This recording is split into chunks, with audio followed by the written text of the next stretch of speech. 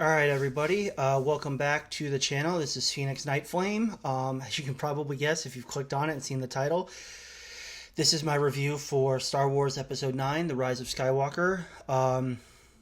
There will be spoilers ahead. I will have a separate section for spoilers and such, but I guess my initial thoughts on the film will go that first, and then I'll alert everybody for spoilers if they don't want to be spoiled. They can click out or whatever.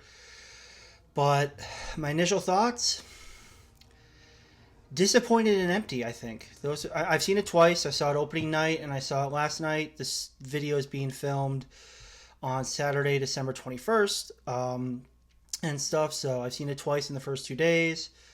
Some people like, oh, why'd you do that? Because it's not great. I'll admit, it's not the best. It's not great. I was disappointed and empty. Some of that I think comes from the fact that it's the end of the Star Wars as we know it. So I'm like, oh dang, I know we're supposedly going to get some more films, but it's the end of the Skywalkers as we know it, which is unfortunate. Yeah, there we go. Look a little better there. But and also kind of it was empty is more because of it's the end of the Skywalkers, I suppose, but disappointed because I feel like there was so much more that they could have done with this sequel trilogy, and they just didn't. I do lay the blame more on Kathleen Kennedy and Rian Johnson than J.J. Abrams or Bob Iger and stuff, because I do think that TLJ screwed the pooch big time with this sequel trilogy. The main consensus of this film from people who have seen it, I believe, is that it's two films in one, essentially, or at least maybe 1.5 films in one. JJ has to spend the first 25-30 minutes of the film doing rapid setup so we can pay off in the end. I mean, the payoff isn't great, I'll admit that. It's very, very rushed and all that, but I can see, I mean, especially with the second viewing, I can see where he wanted to go with episode 8. So if he had done all three films, or at least had been in charge of all three films, I think we would have gotten a much different trilogy. I don't know if it would have been great like the original trilogy, but I think it would have been much closer to the prequels and stuff. So I mean, yeah, just disappointed and empty is how I feel after seeing it. It's rough. I mean, I'm a massive Star Wars fan. I mean, you can see I've got poster of the original Star Wars behind me. I'm ducking like this because I have a lamp backlighting me, and I don't want to blind you if I move my head. So that's why I'm ducking so weirdly and stuff. But yeah, I mean, it just feels it hurts because it's like that. Growing up, Star Wars was a huge part of my childhood. I mean, if anybody knew me from high school, you wouldn't see me without a Star Wars book in my hands at lunch in the cafeteria. I mean, the EU, all that stuff. So I guess I feel disappointed in this the Disney sequel trilogy because I think that they had a lot of potential, especially after TFA, but they just didn't follow through with it. It seemed like, because I think Rian Johnson veered off the road and JJ had to come back in and try and course correct. I mean, we've learned that Colin Trevorrow left the project in mid 2017. I'm sorry, because of creative differences, but it's because he had Luke still alive. He had Luke and Snoke still alive for his movie episode, the original episode 9. And Rian Johnson killed both those characters off, and he wasn't able to like try and figure it out and stuff. So it does seem like Rian Johnson went his own way. And from what I've seen of his other films or heard about his other films, actually I do want to see Knives Out because I'm a huge Daniel Craig fan. And stuff, and I'm kind of interested in that because I think Rian Johnson is much better in the indie type filmmaking. He's not a franchise type filmmaker, especially like a sequel or anything. Maybe if he's starting one, okay, like a start of a series or a trilogy, fine, but definitely not as the middle ground trying to bridge from beginning to end, the meat of the sandwich essentially. So, and I mean, yeah, I think you've seen the stuff from JJ in this press tour, John Boyega, Daisy Ridley, obviously Mark Hamill when they were leading up to the release of Last Jedi, all that. We kind of realized that. So, well, I'll skip on from there because I've rambled on enough about Last Jedi and those issues. But again, Rise of Skywalker, it was better the second time for me because I was able to see more of how JJ wanted to go. The little small, like slow moments actually worked better on the second viewing for me. Um, it just felt rushed. It was overstuffed because he had to fit essentially two films in one. So, but I'm disappointed, kind of empty that the Skywalker saga is over, and I actually kind of rank it. I rank this Disney trilogy, this Disney sequel trilogy, as a lower tier of canon. I think the OT and the prequels are canon level A, and I think this trilogy is canon level B. I'm sure some people might not agree with that, and that's fine. I'm not saying you have to. That's just my opinion. I mean, you look at what George Lucas did. There are stuff in this trilogy, this Disney sequel trilogy, that contradict much of what the originals and the prequels are about. So, yeah, I don't. I think it's at a lower level. I mean, a great example. Again, you look over my shoulder. I've got a Harry Potter poster. Big Harry Potter fan. And I think it's a good example because the books are the highest level of canon, and then you have the film adaptations of it, which have changed things, given people different roles, all that stuff, condensed it. So there are differences in it. So I think that's a great way of kind of going with it. That's how I go with it. Now, people might not agree. That's fine. Whatever. You do you. I'm just saying that's my opinion. But we're going to get into spoilers now. So this is your spoiler countdown warning. I'll have something flashing probably, kind of, and all that. But spoilers will begin in 5, 4, 3, 2, 1. Rey is a Skywalker. Kylo Ren dies. Ben Solo dies, because I guess they are two different people. Leia dies. Rey defeats Palpatine, but not by herself. It's not by herself, so I'll give credit for that. The only Force ghosts we see are Luke and Leia, which is unfortunate. Han is in the film. He's not a Force ghost. He's a memory. Actually, that scene actually worked pretty well for me. I liked it. It was kind of a mirror of the scene in which Kylo Ren kills Han on Starkiller Base from TFA. That's a nice little mirror right there. I like that. Lando actually is in it, and Lando's good in this film. I like the film. I like that part of the film, I should say. That was nice. We do get answers to Rey's parentage. She's a Palpatine. She's Palpatine's granddaughter. We get Palpatine kind of convoluted. They don't do him great in this film. He is powerful as all hell, which is cool. Maybe probably a little too overpowered in my opinion. Apparently he has all the Sith have invaded his body, and that's kind of also why he's so desiccated and stuff. He's like hovering on the edge of spirit and like actual full body. But his original plan is to have Rey come. It's weird. His plan changes 3 times. Originally he wants Kylo to kill Rey, end the Jedi, and then he would essentially, Kylo Ren would become the Emperor of the galaxy. Though I think that Palpatine probably has some other plan in mind because it's Palpatine. And they actually have a nice little scene when Kylo Ren returns to the First Order, and he's meeting with all the high admirals and generals and stuff. And it's reminiscent of from A New Hope when Vader force chokes the Moth, and Tarkin says, "Release him."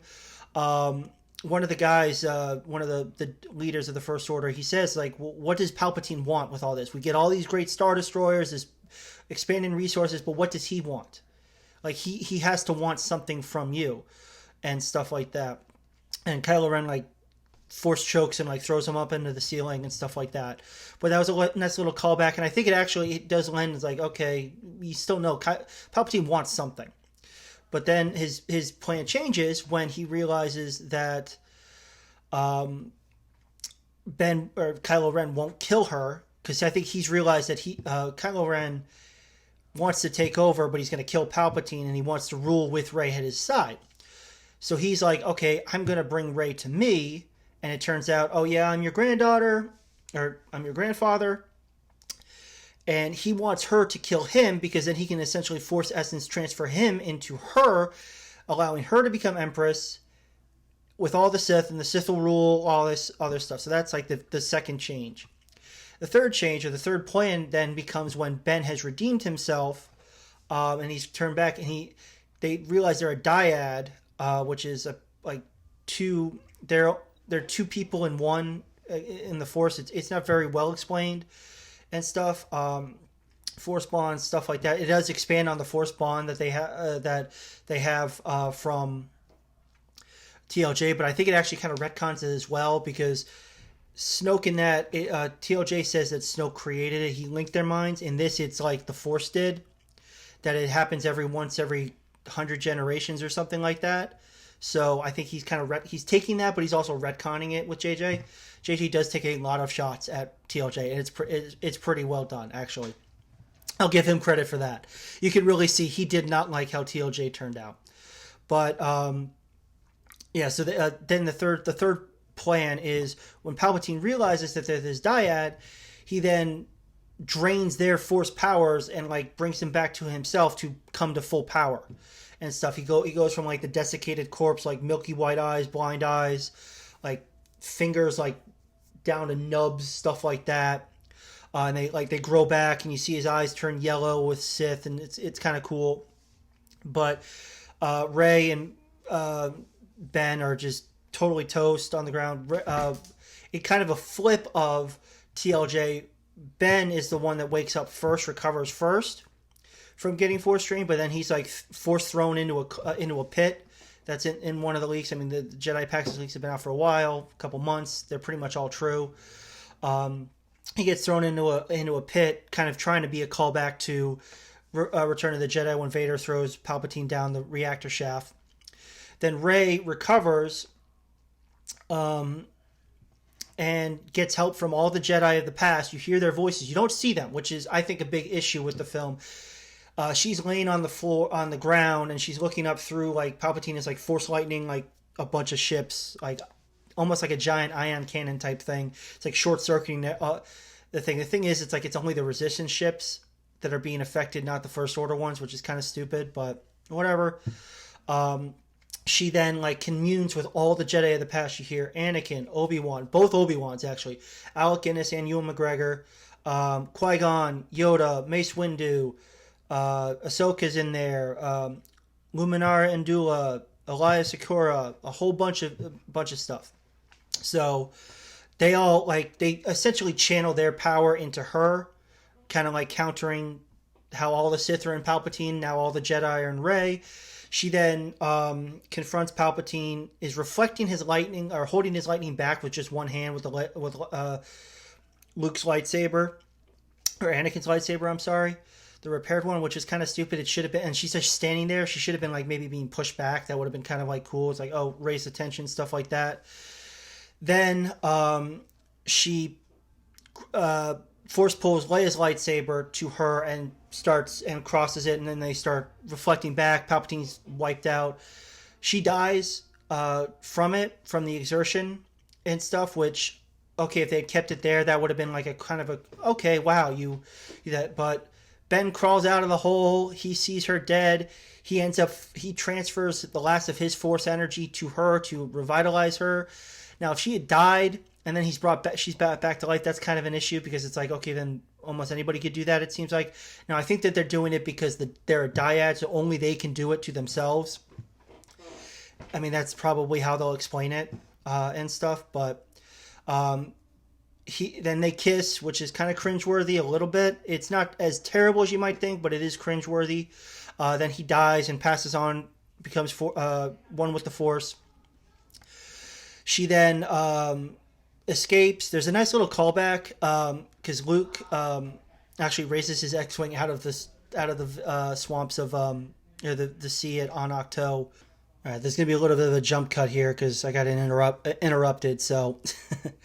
But yeah, Luke races his X-wing out of the oceans of Ahch-To and stuff, and there's a nice little callback because they realize who it is, and you got there's a Red 5 callback from A New Hope, which is kind of cool and stuff. But it's another kind of shot at Rian Johnson, because I noticed this, somebody noticed this on Twitter, and I saw it, but the X-wing in Last Jedi is a different model than Luke's one in Rise of Skywalker, and there's like holes or like whatever in the wings and stuff like that. So it seems like it's a totally different X-wing, which is kind of funny. But yeah, Rey, then at the end, she goes to Tatooine. She buries Luke and Leia's sabers at the Lars homestead. And then someone comes by and is like, no one's lived here for who knows how long. Who are you? She says, I'm Rey. The other person says, Rey who? Rey then looks over to the side and you see a Force Ghost vision of Luke and Leia smiling at her. She says, I'm Rey Skywalker. And the film ends with Rey and BB-8 looking out at the binary sunset. Credits. Okay. That's at least that's the end of it. There's other spoilers. Hux is a spy, which is kind of funny because he says, I'm the spy, because Poe, Chewie, and Finn are about to be executed. He takes one of the guns from the troopers saying, I want to do it myself, then shoots the troopers, and it's like, I'm the spy, and helps them escape. Hux does die later on because he's incompetent, but it would have been nice, actually. I think JJ was trying to set up that Hux was going to be a foil to Kylo Ren, in like they're competing against each other. It's similar, kind of a little bit to Tarkin and Vader, at least in the sense, but I think Tarkin knew the power of the Force and stuff, and he was wary of it and kind of like accepting of it. But Hux, I think, was just derivative of it, like didn't care for it, and he just wanted to rule it himself. I think that would have been a cool storyline throughout the 3 films if Hux is, because there's a line in there, is like Finn asks, "Why are you helping us?" It's like and Hux says, "I don't care if you win. I just want Kylo Ren to lose because he wants the power. Hux wants the power. He wants to be the ruler." I don't think he wants any Force users in there. So I think that would have been a cool through line, but Rian Johnson decided to make Hux into a comedy act and competent and stuff like that. But there's that. We get obviously the answer to Rey's parentage. Palpatine, she's the daughter of Palpatine's son. Yada yada yada. We do get a flashback of Luke training Leia, and that was kind of cool. We get an explanation of why she stopped her training. She apparently had a Force vision that she would die, or her son would die if she finished her Jedi training and stuff like that. A little convoluted, but okay. And then I guess the two biggest jabs really that kind of like gave me a smile at least were Rey returns to Ahch-To after like realizing like she's the granddaughter of Palpatine, and like, oh my god, well, essentially killing Kylo or on the Death Star. She like stabs him with his lightsaber. Leia then dies like because she's been reaching out to Ben, because this is when Ben like turns back to the light, but Rey is so enraged that she stabs him, and then she's like broken out of it because she feels Leia die too. She then heals Kylo, leaves, and is like, I guess, afraid. She goes to Ahch-To because she wants to follow in Luke's footsteps, in the sense of, I'm afraid I can't do this. I mean, my power, like all this. I think that's what JJ wanted to go with. He wanted to like have her be afraid of her own power, and so I think that would have been a really good character development for Rey. And you can kind of see that in Rise of Skywalker, but it's not well done because it's got to be so rushed. But Rey has destroyed Kylo's TIE silencer or TIE whisper. I can't remember which one it is. Throwing stuff, and then she throws Anakin's lightsaber into the fire, but instead it's caught by Force Ghost Luke, who comes out, and he gives a great line. You probably might have already heard this, but he says a Jedi weapon should be treated with more respect, and that is a massive shot at Last Jedi, and that got a big grin out of me, because it's like, yeah, you should, yeah, because in that you could have easily just had Luke drop the lightsaber or just not take it and stuff, rather than tossing it over his shoulder. So, and then he also later in that scene he does say, it's like, I was wrong because Rey is like, I want to do what you did. I want to go away. I want to hide away, do all this. And he's like, no, I was wrong. You can't do that, and stuff. And that's, I think, another shot at Rian Johnson. There's one more when Dominic Monaghan's character is like, when they realize the Sith fleet is like rising, getting ready, is like, well, we should do some hold-on maneuvers to even the odds. It's like, and then Finn's like, no, that's a 1 in a million shot.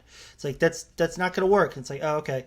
So that's kind of an explanation of why they never used it. Though later on, after Rey defeats Palpatine, there's like montages similar to Return of the Jedi, where they show different planets like celebrating or overthrowing the Empire. There's a shot of the Ewoks, the Forest Moon, and there's I'm guessing a First Order Star Destroyer in orbit. It's been split in half, looks like by like a Hodo maneuver. So I'm wondering if it's like, oh, okay, they still had one. I guess it's two in a million chance. I don't know. But there you go. I get those are really the main spoilers for this film. It got, like I said, it got better the second time I saw it because I was able to like dive more deep into like the quiet moments, which I think worked reasonably well. I'm not a film critic; I don't know a whole bunch, but the plot is very rushed. It is very MacGuffin heavy and jump, jump, jump. It's like guys have to go here to get to here to get to here. It's like A, B, C, D, like and stuff. But I mean, that's I think part of it because he had to put two movies into one. So there you go with that. I do think. I mean, looking at if I had to rank it, rewatchability gives it a little bit higher because I think when I first saw it, it was like it was out of the Skywalker films, it was 7 out of 9, only above Phantom Menace and Last Jedi.